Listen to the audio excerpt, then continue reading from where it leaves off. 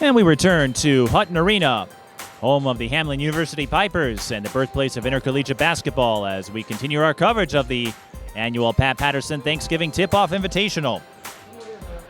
Mike Peden here with Ahmil Jihad. And we've got a big matchup coming your way between a pair of 4A semifinalists 1 year ago. The White Bear Lake area Bears take on the Eastview Lightning. White Bear Lake and Eastview won convincingly in their Friday games. And these are two perennials in the 4A field. Eastview winning the Class 4A state championship 2 years ago. White Bear Lake came the closest in 2010 before losing to the Lakeville North Panthers that year, a team that had Cassie Rochelle and Rachel Banham. Wonder whatever happened to Banham.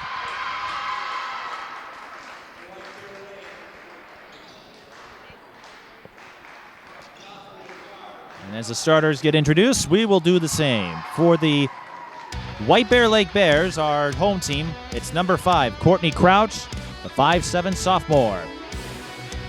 Number 14, Adri Perrin, the 6-foot senior forward. Number 23, Alexa Mullen, the 5'7" senior guard. Number 30, Jordan Farron, the 6'2" junior forward. And number 34, Claire Odemark, the 6-foot sophomore forward. Eastview will start. Allie Pickering, number 5, the senior guard.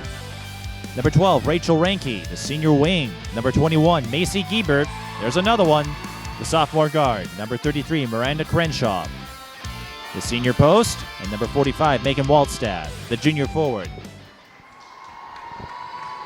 So another Giebert on the Eastview roster. Well, the last time we had a Giebert, Madison, of course, she would only set the school record in scoring, and now is at South Dakota State.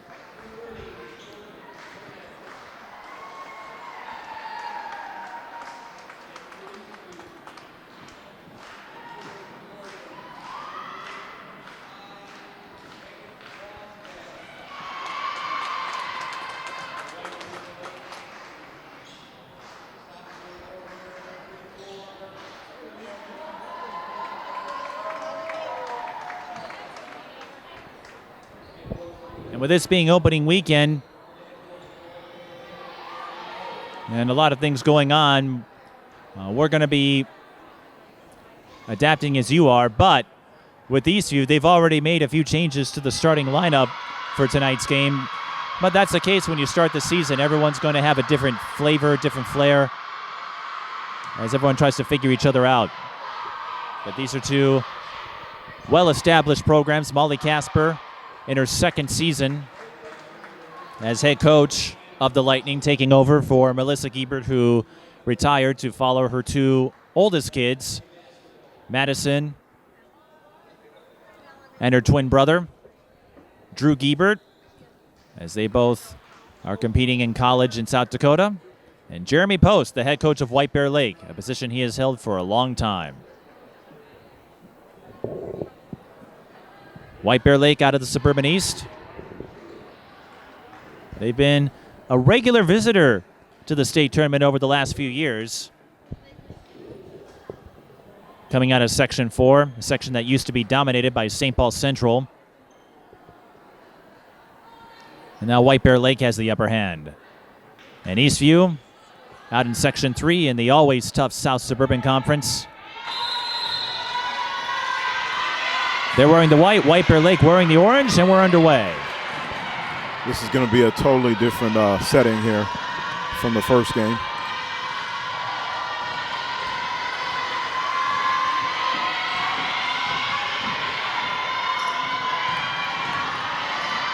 Driving, missing that one was Alexa Mullen.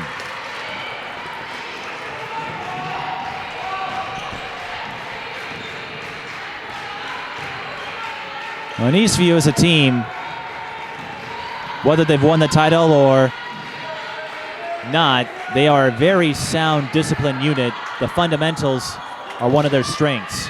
In that championship year, it's a nice, strong rebound. That's Miranda Crenshaw who got the putback. But in that championship season, free throws shooting and other fundamentals was the key to their success, and it helped that Madison Giebert was there to lead the way. But they proved that they can navigate just fine without her. And Courtney Crouch gets White Bear Lake on the board.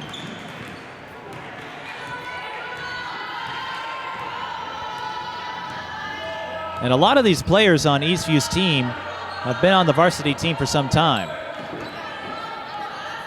Most of them were bench players. 3 on the way. It's good from Macy Giebert. I'm sure Macy picked up a few three-point drills from her older sister.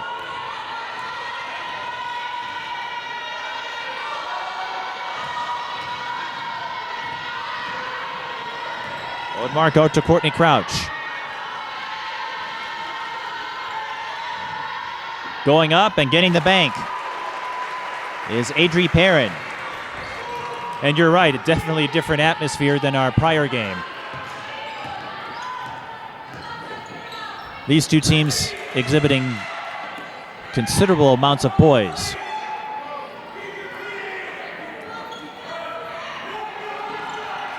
Deep three, off the mark, and the rebound will stay with Eastview. 5-4 our score.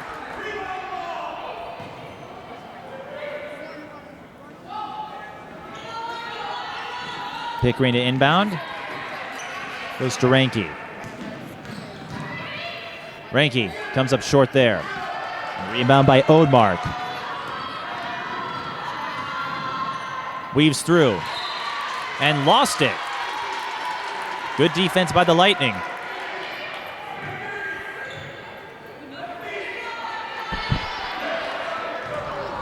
Both teams very sound, very technical. 5 White here, it's very good ball handling. And you would come to expect that with the success and the history of these two schools. They may not have the state tournaments in their trophy case like Hopkins or a certain school that you coached a few years ago, but they have a strong history. And some of those techniques get passed on to the younger players. It's a nice skip pass. Now notice how she's attacking the lane. This is what I was referring to last game. Como Park was refusing to do that, but it just opens up so many more avenues for you once you attack the bucket. Forces the post to converge and stop that driver, which will open up 2-3 other players. And Alexa Mullen goes to the free throw line, as you alluded to. That being said, Eastview isn't playing the zone, at least not as blatantly as Kenyon Wanamingo was. So there's a little more space in there, but you're right. Attacking often works out in your favor. And Eastview already going to substitutions. Mullen makes 1 of 2.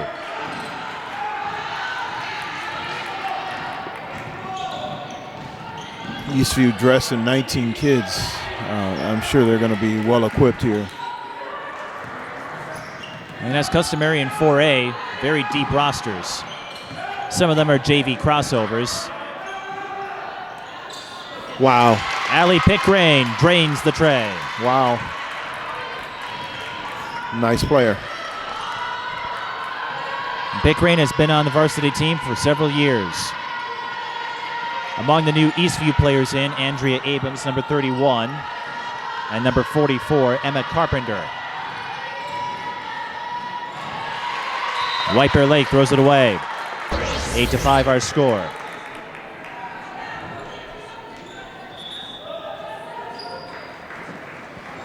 And with the changes that took place in the 4A field, it's reasonable to think that this could be a state tournament preview. These two teams did meet in the third place game last year, Eastview prevailing in that one. But with Hopkins having a lot of younger faces, Minnetonka graduating a senior heavy class and losing Chrissy Carter, who transferred to Manhattan in Kansas. Steal by Alexa Mullen. Well, that's an opportunity for these two schools to make a statement. Of course, we have a long way to go, and Hopkins started their season off emphatically, knocking down Osseo by 40. It's reason to believe they'll be in the mix. And that's a double dribble violation on Jordan Farron. A little 2-for-1 special on that one. She got away with a travel up top, and then they dropped her down inside, and she double dribbled. So White Bear Lake turns it over. And we should point out that what you see here is going to be more polished in March, as is usually the case. As with these tip-off events, you don't get a lot of time to practice before your first games of the year. Great ball pressure by White Bear. Pickering handling, step back, nothing. Oh, board by Carpenter. She can't put it in. Another offensive rebound. Pickering, baseline, swish. Allie Pickering with a quick 5 points. She's a nice player. I love Pickering's game.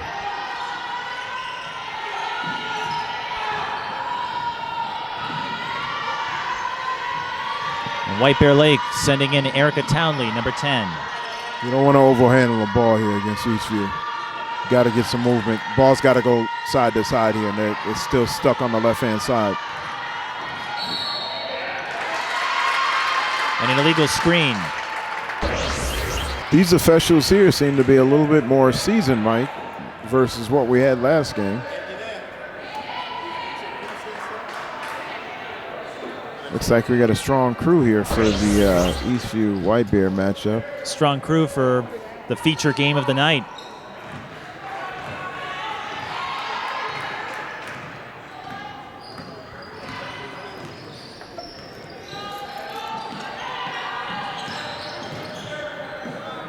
It's a nice set. 3 from the top of the key is strong from Rachel Ranke. It's another Eastview rebound. They are diving for loose balls with impunity. But White Bear Lake comes up with it. They have a chance for a transition look, and it comes up left short. hand on that. Perrin. Oh, that could be costly. Ranke for 3. Got it. And a timeout by Jeremy Post. Eastview strong here. No doubt about it. They've hit 3 triples already. Notice Mariah Alapate in street clothes. It's another weapon that they're not even using tonight. The Alapate, named big out of Bloomington Jefferson. You know, her 2 older brothers were definitely a force on the basketball court and the football field. And if that isn't indicative of Eastview's depth, I don't know what is, where one of your top players is in street clothes and they still have 18 other players who can get in there. Yeah, this will be interesting because the White Bear coaching staff have tons of experience over there. So this will be a good fight. And plenty of experience with this team. Again, facing each other last year in the 3rd place game in the Class 4A state tournament. And Eastview has regularly qualified for the state tournament. Yeah, this will be a good one. They finished 1st in 2014, 2nd in 2015, 3rd last year. I'm sure they'd like to change that trajectory for the higher. 3 is off from number 30, Jordan Farron, and the rebound going. And White Bear still favoring the left side of the floor, the side closest to us here. Rebound going to Ranke, who steps into the 3, can't get the bounce. Crenshaw with the rebound, goes up and gets the Plinko bounce. Crenshaw all over the boards. I have her down for 4 boards here. She's just, I'm telling you, she's the chairman of the boards tonight. And she's got 4 points.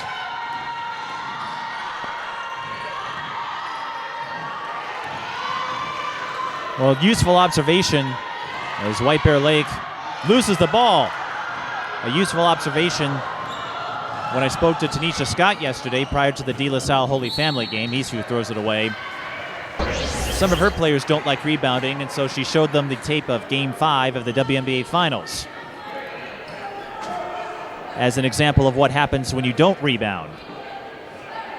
And that's referencing Nneka Agumake's game-winning basket in Game 5 that came off a pair of offensive rebounds, giving the LA Sparks the 2016 championship. Drawing the foul is Odemark. She'll shoot 2.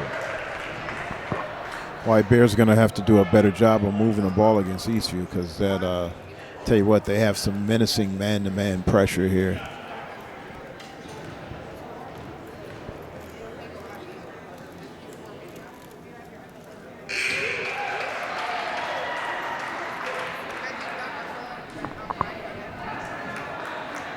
And with 10:36, still a lot of time left, but Eastview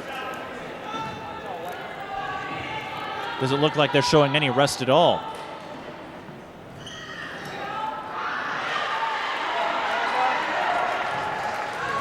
White Bear Lake 2 of 4 from the free throw line early. It's another rebound for 33 White. Crenshaw is just owning the boards, isn't she?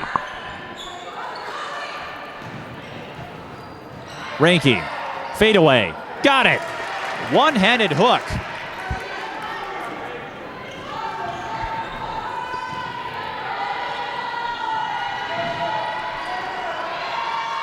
Eastview up by 11 early.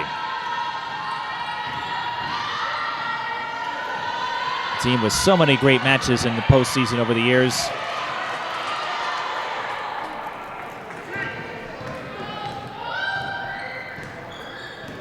They had that memorable comeback against Kennedy from 12 points down to win the state championship back in 2014.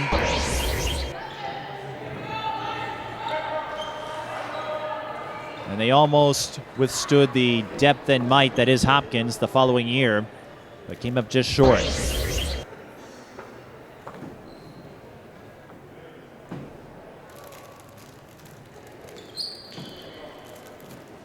And when you make a coaching change, you're never quite sure how a team will transition from one coach to the next, but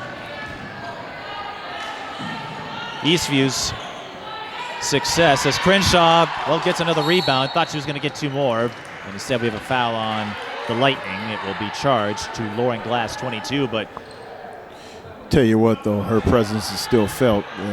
That's at least 6 boards there.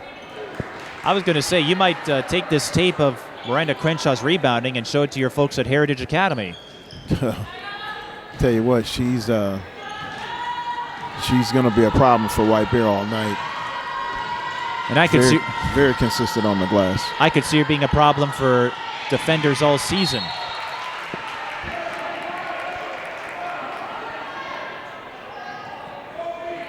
We'll stay with White Bear.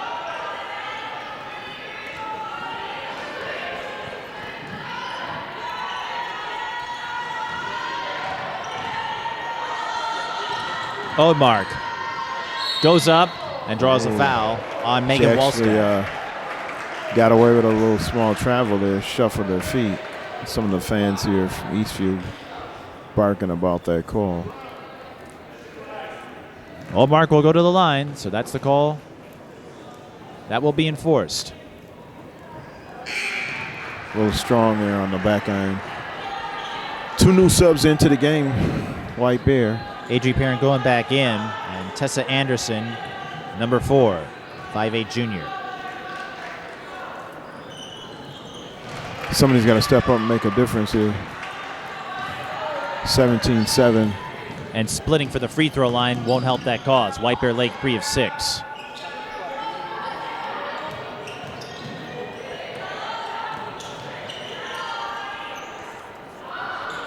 Ranky for 3. That's strong.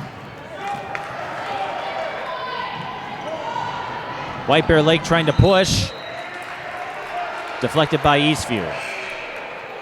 Looked like Kira Walker got in there, and Eastview has already subbed in 10 players in just over 10 minutes of play.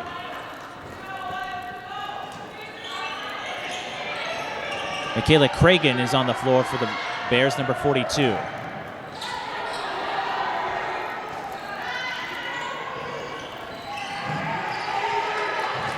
They force another turnover.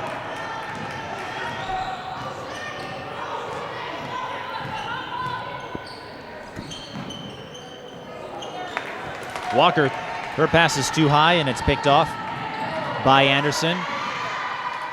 Gets in trouble for a minute. Bolin backs off. See, on those type of situations, Mike, you got to reverse the ball. I know staying with their discipline and focus as to what the coach wants them to do. But you got a basket on that one, but you got to reverse the ball, make these guys play D. Oh, wow. Ranke gets the transition look on the other end for the Lightning. Oldmark scored for the Bears, and Ranke has 7 points. Shovel pass. Oldmark bobbled it, lost it, but Eastview can't get another fast break look in. So White Bear Lake escapes some trouble there. 7:41 left in the first half.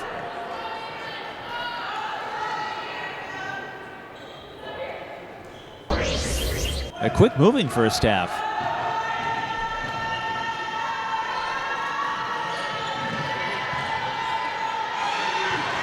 Stripping the ball, getting the steal is Macy Giebert, and she's blocked from behind, but she will shoot 2.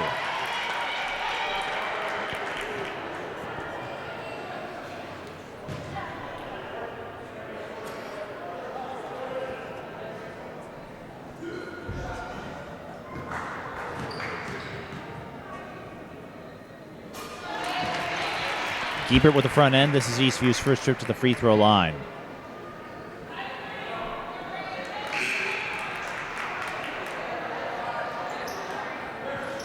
Abrams going back in for the Lightning.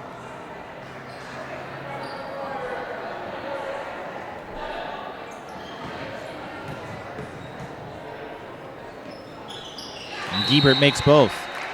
That's not the first time I've said that for an Eastview team.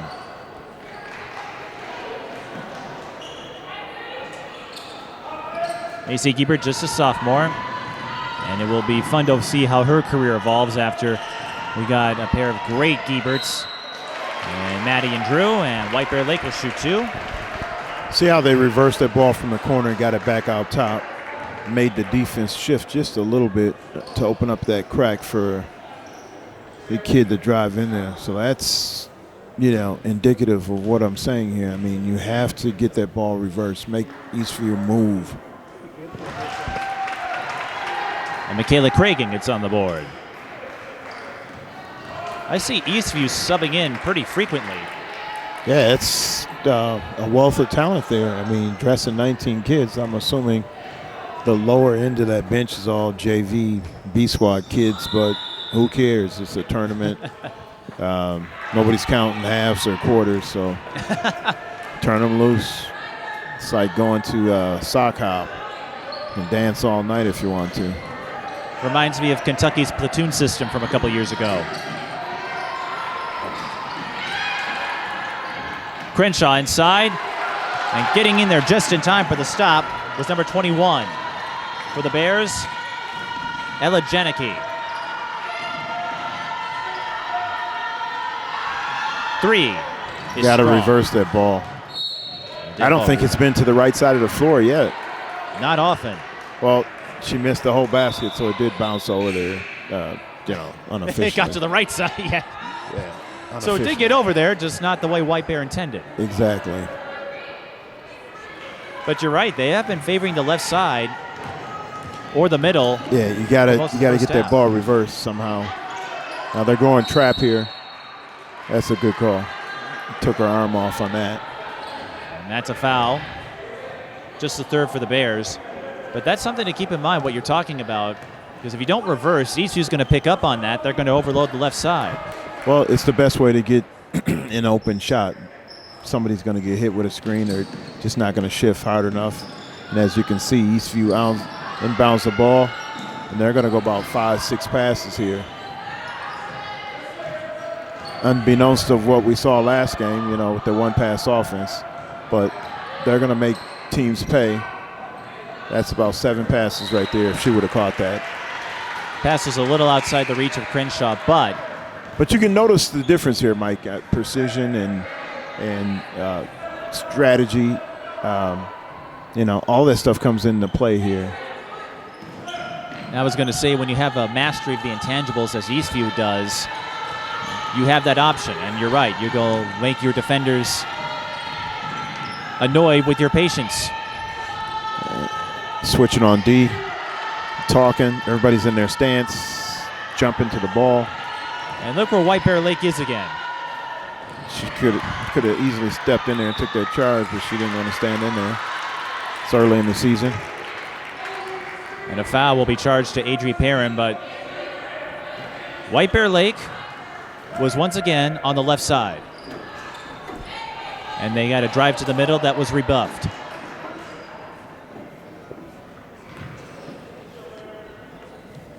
White Bear picks them up full, and they're going to go run and jump here.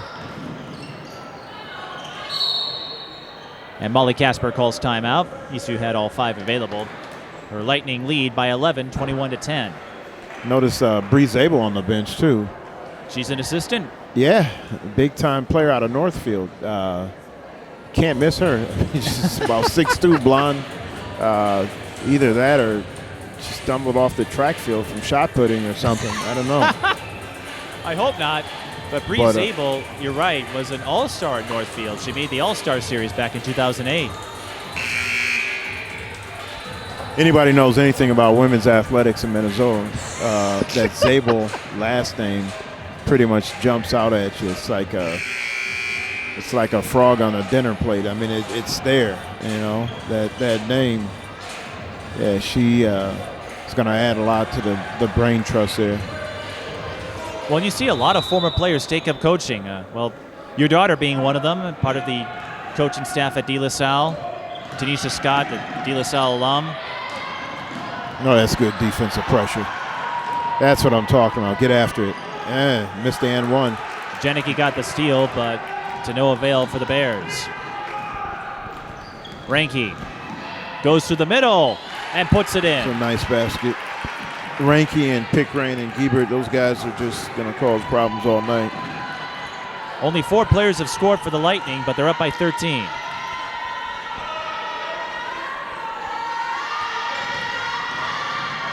Got to reverse that ball. Still haven't done it yet. 5 and some change here. And we got Eastview with the ball and momentum. Ranke for 3. That's short. She's 0 for 4 at three-point land. She did hit one early, but hasn't hit one since, although with the Lightning up by 13, I don't think they're too worried right now.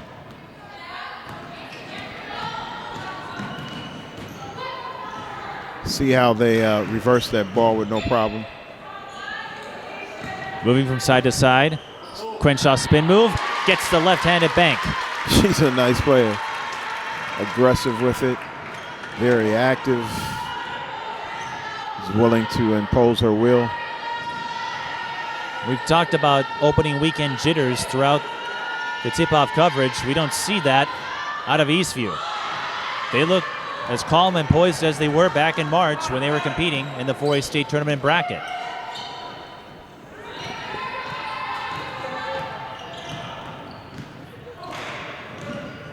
Ranke, 14-footer, can't get the bounce. And rebound going to Mullen. She's going to make somebody happy at the next level. Drawing the foul is Claire Omark, and we saw White Bear Lake driving from the right side this time. Not a reverse, but we hadn't seen them use the right side of the court for most of this game. It's something that you, at some point in time, you're going to have to look at. I don't know if you can put up 15 points from the left-hand side without even touching the right side and try and get back in this game. And they platoon another 3 kids into the game for Eastview. It just doesn't stop. And here comes the transition secondary break here. Everybody sprint down the floor. Carpenter. Skip pass. Pickerain. Bounce pass is off the mark, but Ranke's like 1 for 6 from downtown. She's still letting that thing go. Well, as the old adage goes, best way to get out of a funk is keep shooting. That's a good call. She's got both hands parked on her hip. That's a point of emphasis, something that we went over in the State High School League coaches meeting. They're not going to allow kids just to park their hands on somebody's hip.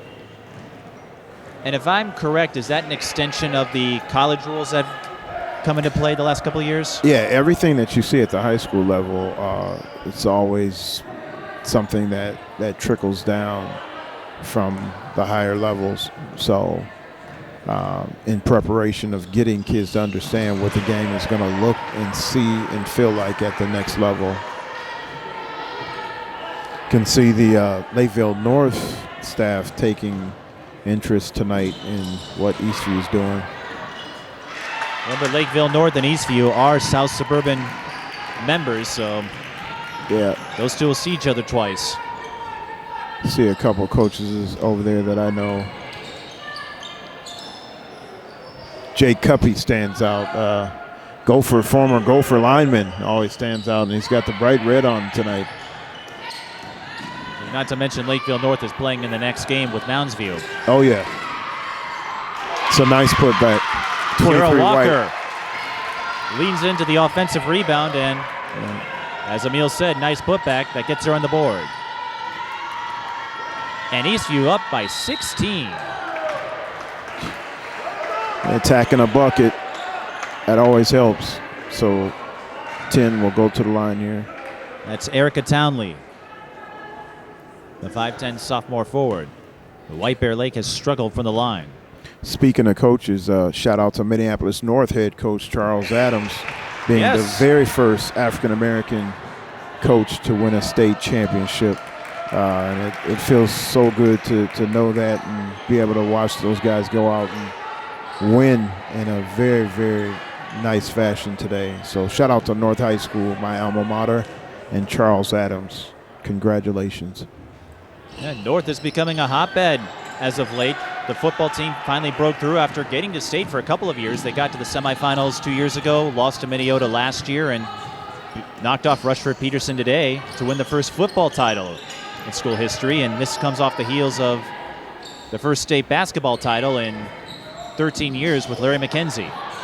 Class A basketball is something else. 45 just bangs a 2 here. That was So you Megan got kids Wallstad. coming off the bench again, Mike, that are contributing. It's kind of hard to fight off 10 kids. What was that depth? Well, hang on, we've got White Bear Lake taking a shot, missing the elbow J. From the left-hand side. And Eastview will just continue adding to this lead. Little back screen, high-low action.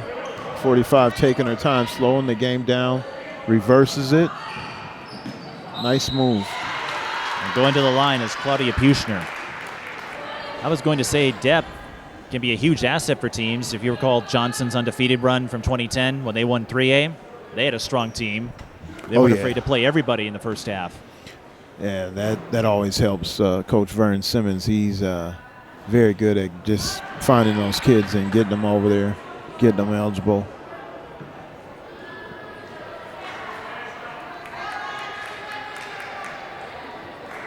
And I haven't seen Hopkins play yet, but you know they have a lot of players. So when their seniors graduate, there's always someone else. Folks wondered how they'd handle life after the Coffees, and Mia Holly had a very fine couple of years, along with Ashley Bates.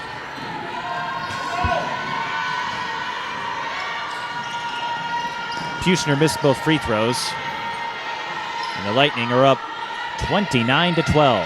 White Bear Lake would love to get a couple of baskets here for momentum. That's what you want, though. A little pick and roll action, attack it from the right side. I think that's 2 shots in 17 minutes from the right-hand side. They might have to work on that distribution. Yeah, it's pretty clear and evident. I think even Stevie wondered if he was sitting here tonight, could even tell you got to get more shots from the right-hand side. Ray Charles from yesteryear? Yeah. I'd say yesteryear because yep, he's not with us anymore. Around, yep, right, he would spot the same thing. You're correct. Michaela Cragen going to the line after Eastview committed the foul, and she blanks. White Bear Lake unofficially 5 of 13 from the free throw line.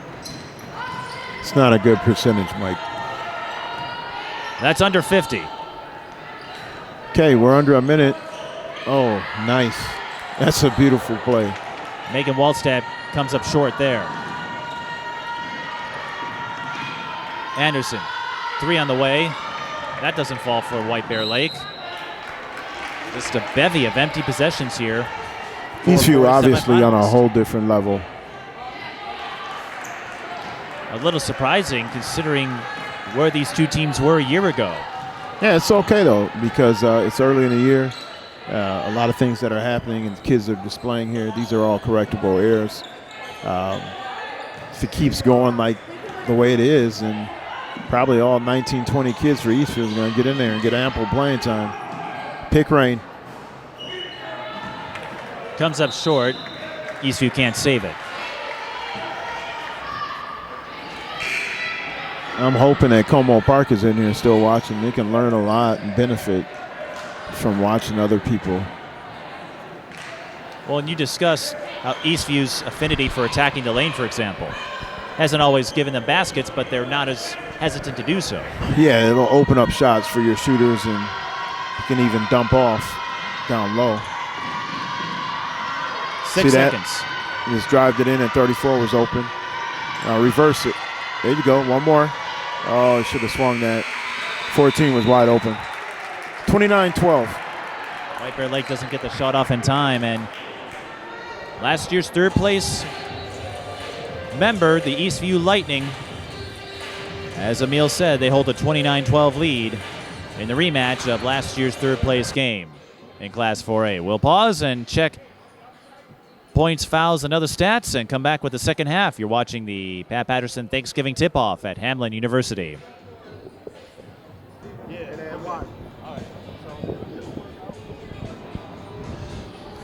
And we rejoin you at Hamline University, Hutton Arena, the birthplace of intercollegiate basketball, as we continue our coverage of the Pat Paterson Thanksgiving Tip-Off. Mike Peden here with Ahmil Jihad, the 2009 Class 4A state tournament champion with Minneapolis South. We've got a pair of 4A semifinalists from a year ago in Eastview and White Bear Lake, and Eastview up 29-12. And they've been getting it done with balance, depth, and strong defense, keeping White Bear Lake from getting to the right side. Rachel Ranke, the leading scorer, with 9 points. Miranda Crenshaw with 6. And Pickering and Giebert with 5. Those are your notables from the Lightning. White Bear Lake, as if you need another reason to show how much they struggled in the first half, their leading scorer, Claire Odemark, has 4 points. Tell you what, Mike, I'm gonna jump out there and say, I think Eastview is gonna put up anywhere from 65 to 70 points tonight.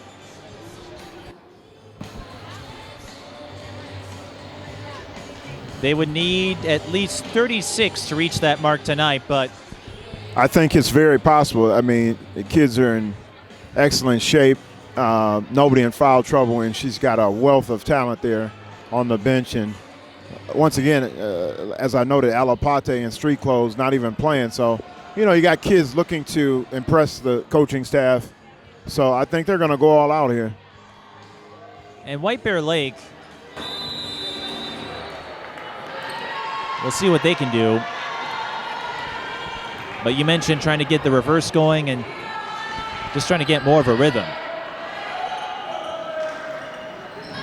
And if Eastview doesn't get 65 tonight, although they're off to a good start there on the entry pass to Crenshaw for the score, it's reasonable to believe that they could reach that figure on a regular basis. There are 3 players with 2 fouls, Macy Giebert, Lauren Glass, and Kira Walker, but Eastview, as deep as they are, 10 players, and this is without Alapate, as we got a foul. Well, their players can absorb fouls, and it's not going to be as dire compared to teams like Kenyon Wanamingo and Como Park. It's the smaller schools.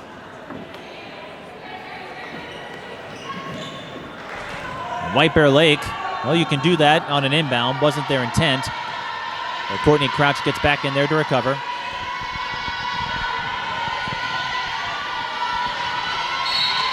And another foul. 2 quick ones on the Lightning. This one will be charged to Macy Giebert. That's her 3rd. Now, again, looking away. at it from a coaching standpoint, Mike, White Bear's going to really have to come out and stand their ground. You got to put up a fight. The first 2-3 minutes is always a clear indicator as to what's going to happen and play out for the rest of the game. A lot of coaches have told me the first 4 minutes and the last 4 minutes of each half are often the crucial stages. I say 2-3 because 2 minutes you're gonna show me if you want to stand up or either you're gonna fall down. I don't want to wait 4 minutes because that's going to be too long. Coaches don't want to wait that long. Adri Parent scored on the last play for the Bears to make it 31-14. Getting loud in here. Crenshaw again. This time off the feet from Wallstad. Tell you what, she's going to be all tournament easy here. I think we've got a newly minted Miranda Crenshaw fan over here. Make that 2. I really like her inside play. Switching on D, focal, hedging. And once again, that's 3 consecutive shots from the left-hand side.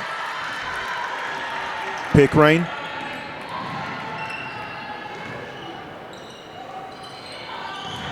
Inside to Crenshaw. She goes Bumbling, up for the spin move. rumbling. And the rebound will bounce. Look at that. Out of bounds. Gotta love that. It's my kind of player, Mike. And give her credit, White Bear Lake was content to let it roll out of bounds. Crenshaw thought she had a chance. You're Molly Casper. You can live with that. Tell you what, if we got a horse trailer out back, her face is going to be on it. Put her up on. I'm working on that. She can play. she can play. I'll work on that this season. Flat out play. If anyone's got an old horse trailer that I can borrow, let me know.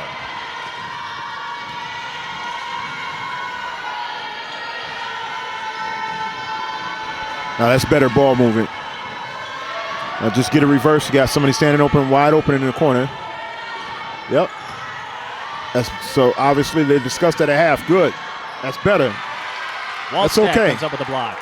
See, I can live with that. You just got to move the ball, get it reversed. And as I said, once you reverse it, something's going to open up. It's got to go left to right.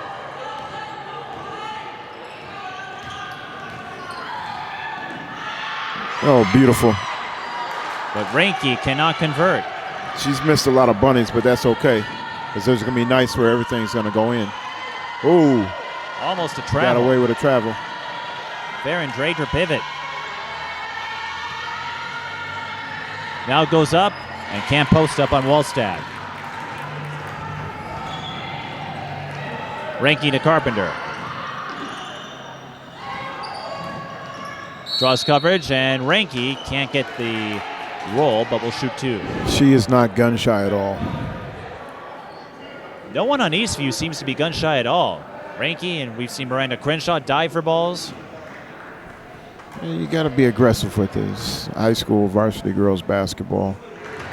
I think they're putting themselves in a good position here, playing a couple of tough teams early. In November, I mean, it doesn't get better than this. I mean, you can scrimmage all day, but to get out here under the lights with 3 officials, it's the best situation for you. Reinke hits both free throws, and remember, they get a lot of tough in-conference competition as well. Lakeville North, the perennial in that group. Egan's had some stronger years.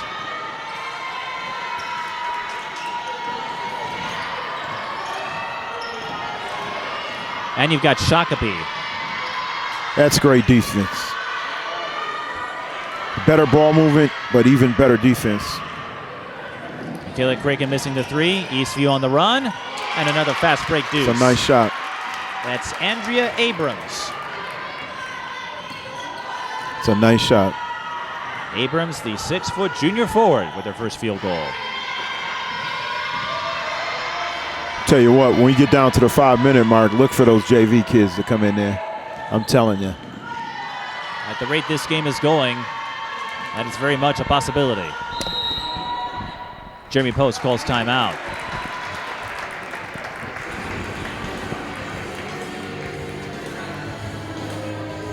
Geez, who's the DJ here? We got to get a better musical selection here. I thought the first game we had a pretty decent selection. We're really hurting here. We've been cycling through a mix of Old school and old school. This is like a little back in the day Red Owl shopping music.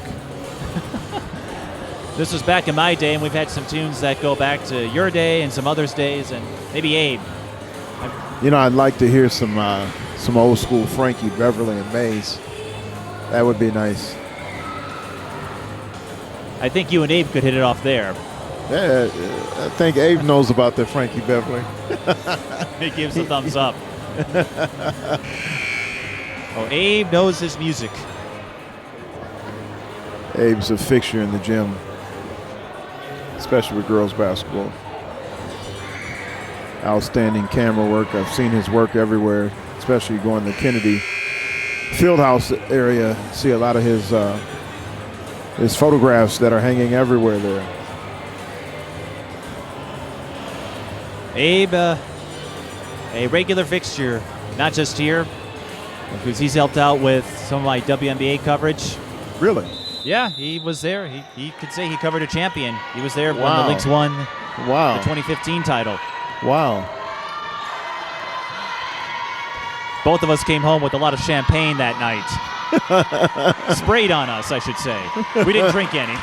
Champagne bath doesn't get better than that. We smelled like it, though. Kira Walker with the steal for the Lightning. Carpenter will skip over to Puchner.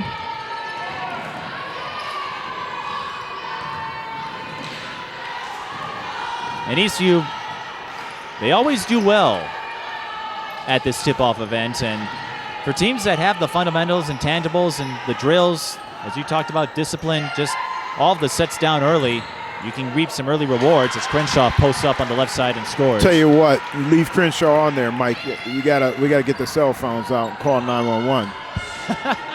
Somebody's gonna need some help. Call the police. I'll tell you that. Look at that. Another rebound. She's got to have like close to double figures here. She may have a double-double, and if she does it, the only reason would be this lopsided score that Eastview has posted. Puchner, that's strong, and the rebound going to Peden. But as you mentioned in the first half, even if White Bear Lake is unable to fight back, it's only the first weekend of the year and another timeout for the Bears. So this is a good learning experience. 12 minutes left, and we're right at the 39 mark. I think we're going to hit that 70, 75 range. We might even get to Mercy Rule before we're through. Yeah, that's all right. Hey, there you go. Now we're back to the Everybody song. Jeez. Someone was listening to you. I should have run out to the car at halftime and grabbed the CD. It's a DJ's rule. Can't play the same song twice, Mike. Not in one night. It's okay. That's all right. I covered the Lynx as I've done for 8 years, and they have the same set of tunes the Lynx and Wolves do for timeouts, stoppages in play, things like that.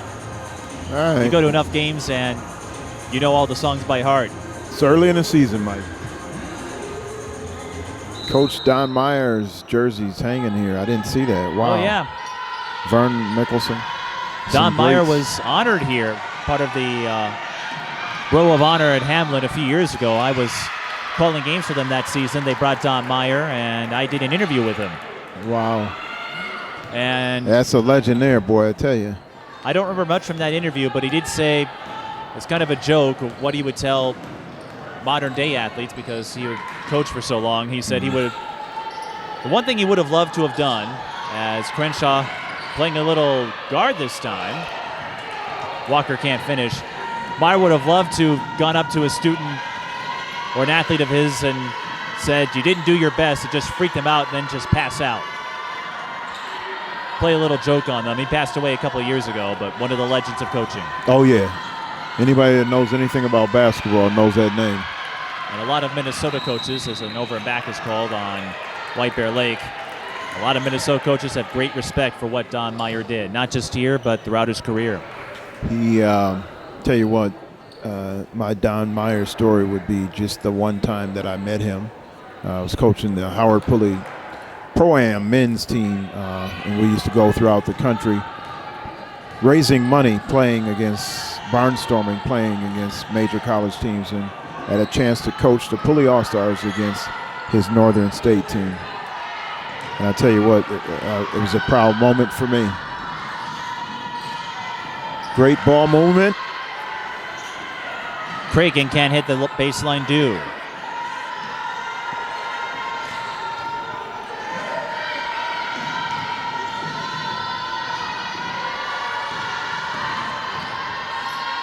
Excellent ball movement, left to right. Just got to keep moving it. Don't let it get stuck. She held it too long. That's Janicki looking for an outlet. She has one. There you go.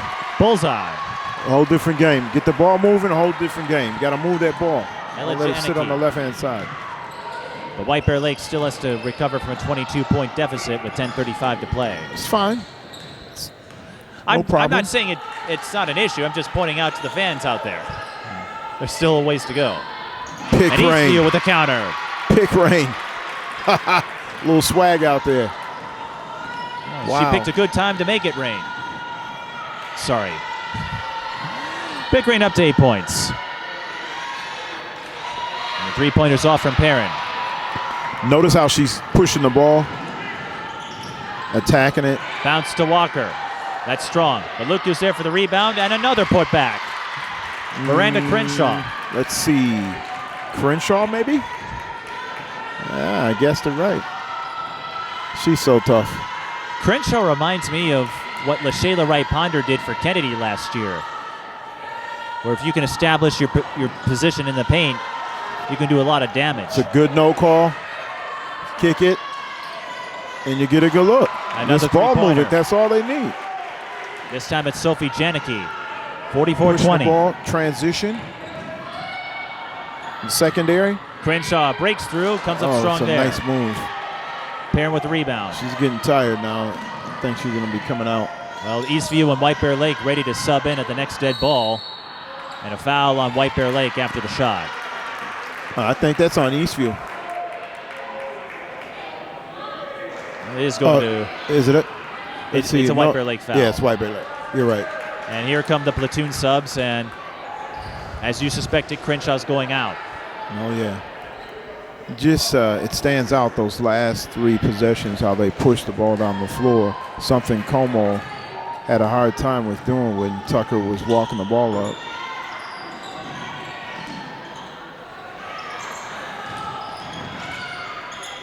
Pickering out to Reinke for three.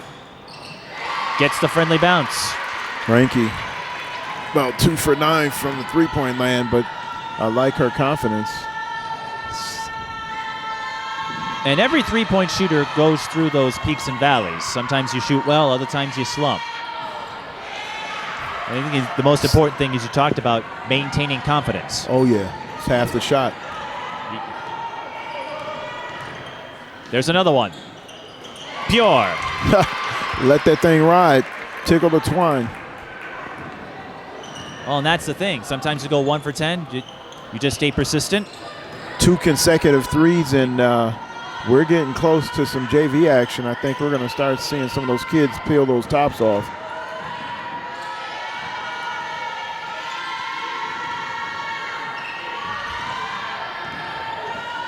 Eight minutes to play.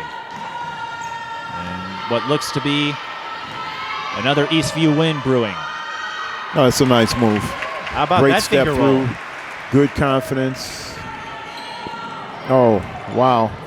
Eastview going for the outlet pass, and White Bear Lake picks it off. Now notice the pace of the game picking up here. That was Janicki on the steal. There we go. Reinke.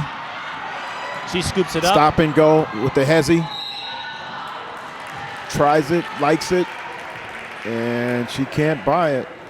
She'll get 2 free throws out of it, though. All right. A little coupon special.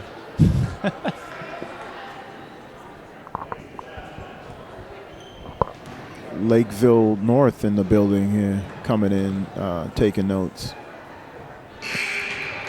It's just a great setting, like I mentioned earlier, Mike, for early season action to be able to come and play in the inner city metro area, to play against teams that you're not going to see throughout the season. It's one of the play on a college floor, yes. great atmosphere. See some of the local MIAC coaches in attendance, Bethel and Concordia, some of the others here. Obviously, Hamline. Certainly one of the most prestigious events to kick off the girls basketball season. Of course, next week we'll have the Tip-Off Classic, hosted by The Breakdown. But this event has been going on for a long time, and I remember when I first started covering this event, it was just a 14 playoff, and a few years ago they expanded to a 12-team invitational style. So it's 2 days of nonstop basketball, and as you noted, it gives a chance for metro area residents to see some teams that may not always come up here. And you mentioned some of the MIAC coaches that are here. It gives them an opportunity to get a look at kids that could end up on one of their rosters.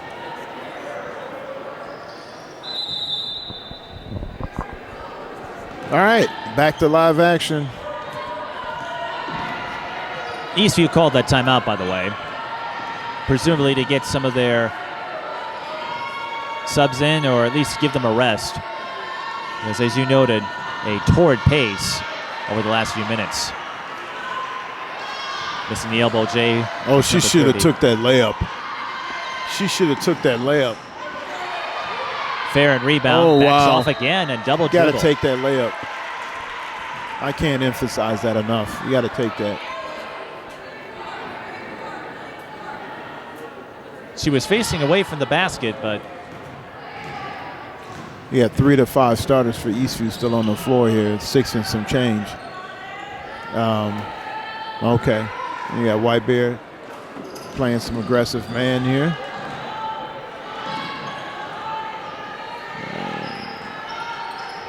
It's a nice set. AC Ebert missing the 3. It's a nice set. A little soft token pressure. Oh, nice drive. Good block, but on the follow through is Farron. And again, Mike, I want to emphasize, like I had mentioned last game, just as long as you play hard. I don't care about the score. As a coach, my perspective is you got to play hard every time you touch it. You touch the floor, you got to play hard. And I think that's what White Bear coaching staff is looking at this point. Got to play hard. Well, that's something we saw out of Holy Angels in their win over Totino Grace yesterday, even when they had it wrapped up, as Ranke takes the skip pass in for the deuce. Pickering putting the dimes in the piggy bank here, dropping them off left and right. Ranke up to 21. It's a nice pass by Pickering. The screen and roll action. Terrible lob pass. Ref missed the foul on that.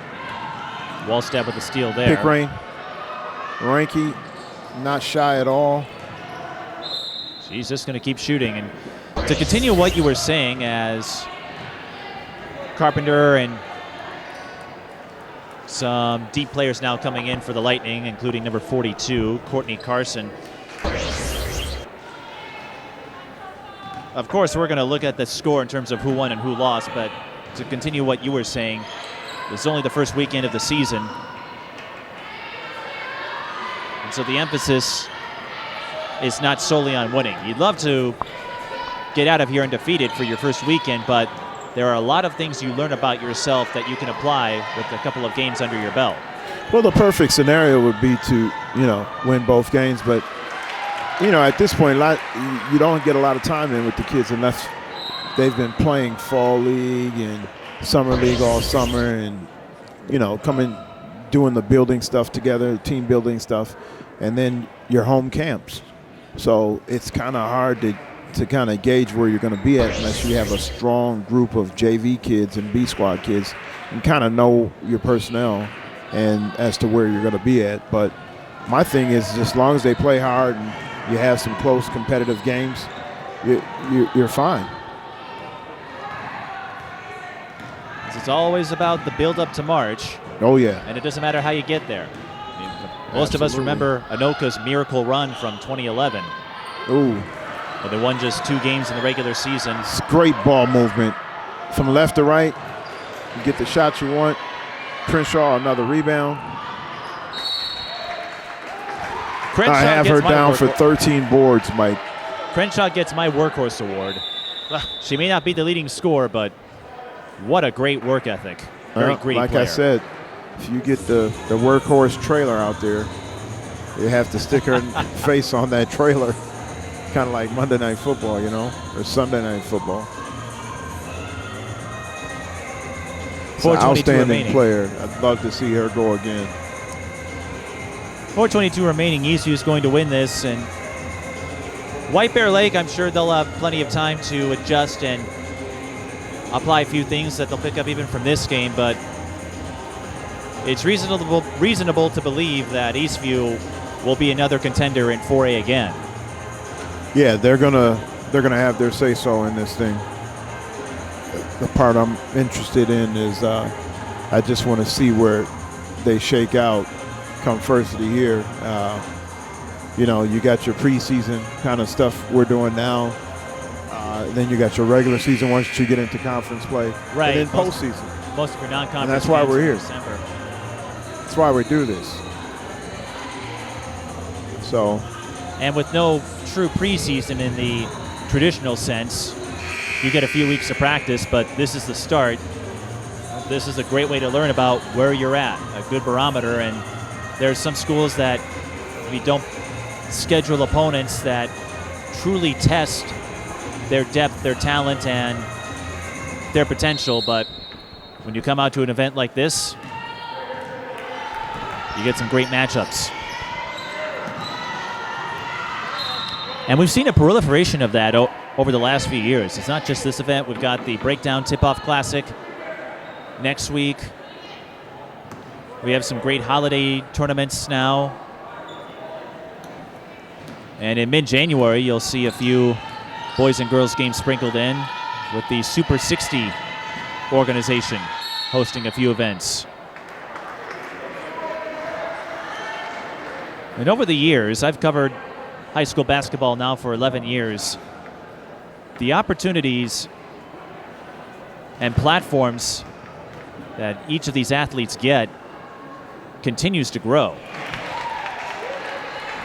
Well, in terms of all the showcases and tournaments, there's plenty of those now. But I think when you have the marquee name going against another marquee name, those are the games that you live for. Exactly. And it could be anybody, like a Class A, you know. Minneapolis North last year. Yep. Crystal Ray with Jericho Sims. Oh, yes. I see they're going to be playing Hopkins this year. You know, so those type of matchups are intriguing versus, you know, Amir Coffey playing against Trey Jones. I mean, that gets old after a while. You know? It's nice to see some new flavors. Yeah, just, you know, some different matchups that, you know, some unsigned talent. Isaac Johnson at North, who I think is probably my dark horse for Player of the Year in the city. Yeah, Northern Iowa, I think it's going to. Oh, he did commit. Yeah, Northern Iowa, I believe. That's a good fit. So you got some players that are out there, and it's always interesting to see who's going to step up. Kind of like the kid 2 years ago from Champlin Park. I forget his McKinley. McKinley Wright. Yeah, I thought he came out of nowhere 2 years ago. He's solid. And don't count out Maple Grove. You've got Brad Davison. Yep. Leading that group. Brad's been around. He's a pulley guy. But McKinley is one of those guys just, I mean, whoa. Whoa. Look out, Adam. That was Townley in the attempt. And on the girls' side, since we are covering a girls' event, we don't want to leave them left out here. On the girls' side, there's some talent out there. We're going to have to put together a top 20 list. Yeah, last year was a pretty deep class. This year, I think there's going to be some jockeying as to who stands out. I know there's a lot of hype for the junior class right now. As going to the line will be Adri Perrin. Speaking of the juniors, Michaela Van Nett, if she can refine herself, she could be a top-notch player in the next couple of years. Holy Angels brings most of their group back. Oh, yeah. And Maranatha is ready to break through once again. And in 4A with Hopkins, yeah, Nia Holly and Ashley Bates are gone, but Paige Beckers made quite an impression as an 8th grader for the Hopkins roster. And she will likely be a fulcrum for the Royals. Well, what about the point guard for Hopkins? Is she going to be back? Or was she a senior? Dee Dee Winston, I believe Winston her name? is back. She's back, okay. And she had a pretty good AAU run. I covered her at the AAU State Championship. She's with the North Tartan Group, one of the most prestigious programs around. Okay. I tell you what, I like Elena Jones. I think she's with Minnesota Stars. I think she has to be consistent. She can definitely step up and be a force as a sophomore. There's a 3 that doesn't fall for Courtney Carson. Well, Kiera Walker taking a page from Crenshaw's book. And Carpenter. Here we go. Gives the payoff with the 3-pointer. 2 minutes left here. Not quite at mercy rule, but Eastview is going to win this one soundly.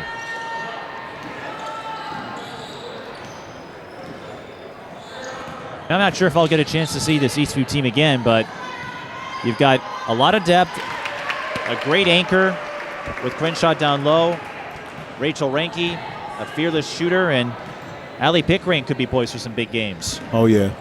Her top 4 kids are really solid. I like her top 4. And her bench is not bad either.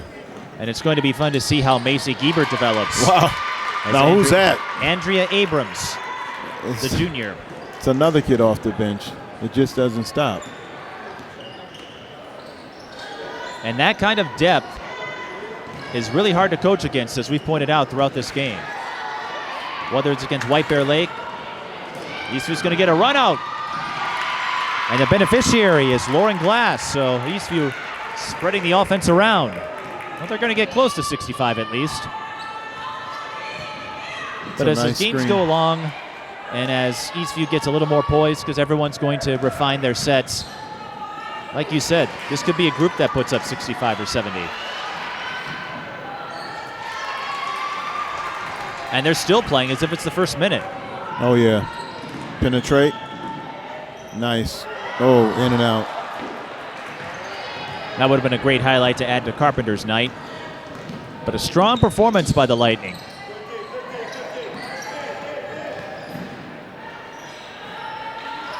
As if they needed to make a statement, sent out another message over these 2 games that 4A teams better be ready for them.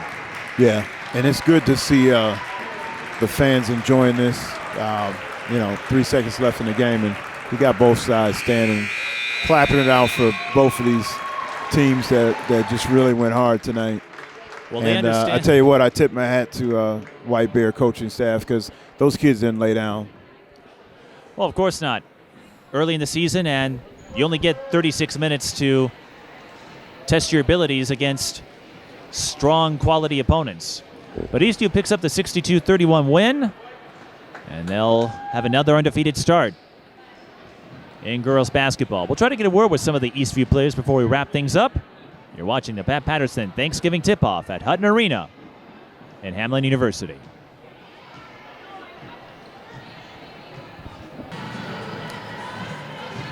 And I'm joined by Rachel Ranke and Miranda Crenshaw of the Eastview Lightning. Both had really strong performances. Rachel, we'll start with you. We noted your relentlessness in shooting 3-pointers, even if it's not going in. That doesn't stop you from firing more. Well, I hope to look to my teammates if I'm off. And we looked really good inside tonight. We finished well, and I think that helped a lot for our victory tonight. So. This is a rematch of the school you faced in the 3rd-place game last year, and from the looks of it, I'd say you're ready to get back to the state tournament. What helped you be so successful today?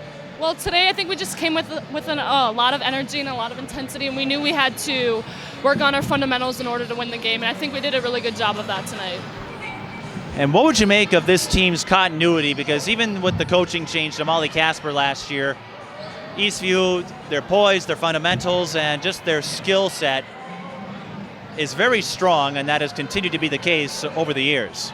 Yeah, well, we have 14 returners with us, and I think that really helps out with our team chemistry. We all know each other really well. We all know each other's games and each other's roles, so I think that really helps out this year. Not to mention it helps you go 10 deep.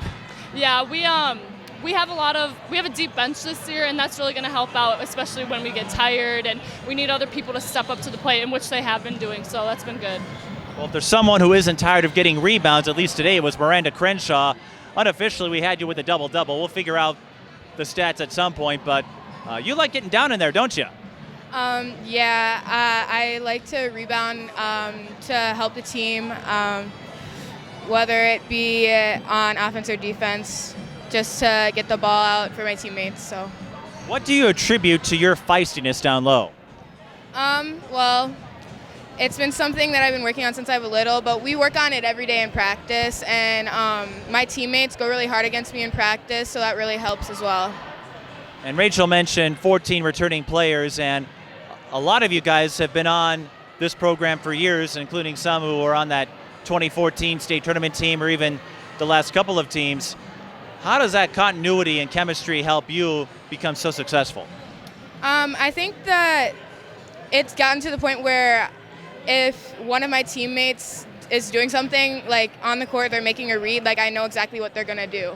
Because we've just been playing together so long, just have that chemistry, and it makes it a lot easier. So, And a long way to go, of course, before we worry about state tournaments, but what do you two feel Eastview needs to do this year to make another run? Because with some of the graduations and shifts that have taken place in 4A, the Lightning are in a pretty good position to make another deep run. I think we just got to keep improving our game every day in practice. You know, I think we have the talent and the skills, and we have the good team chemistry. So if we continue to work better every day and grow as a team on and off the court, I think it will make us very successful in the end. Do you have anything to add to that, Miranda? I think she pretty much covered it. Well, we'll figure that out in March. Anyone you want to say hi to that will be watching this game? Hi, Mom. Hi, Dad. Hi, grandparents. Just all my family and friends. Yeah, hi. We always appreciate the shout-outs. Thank you for your time. Congrats on the win, and hopefully we'll see you back at state come March. Thank you so much. Thank you. That's Rachel Ranke and Miranda Crenshaw of the Lightning. And as she gives a salute, we will as well, because it's time to wrap things up from Hamline University. Thank you for watching our tip-off coverage, including our pair of games here at the Pat Paterson Thanksgiving Tip-Off. For our entire crew, I'm Mike Peden. We'll see you next time.